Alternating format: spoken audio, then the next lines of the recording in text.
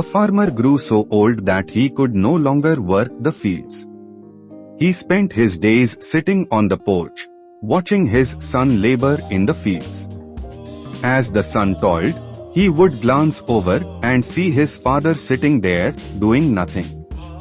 "He's useless now," the son thought with growing frustration. "He doesn't contribute at all."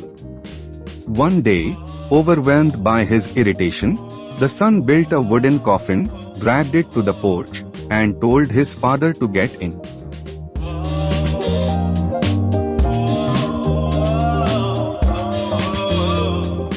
Without a word, the father climbed inside.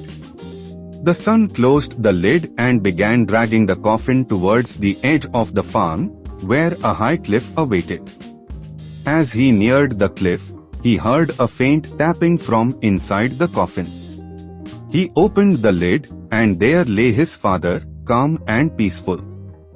Looking up at his son, the father said, "I know you are going to throw me over the cliff, but before you do, may I suggest something?" "What is it?" the son asked. "Throw me over the cliff if you must," the father replied, "but save this good wooden coffin." The story of a useless life teaches a valuable moral lesson: never underestimate the worth of an individual.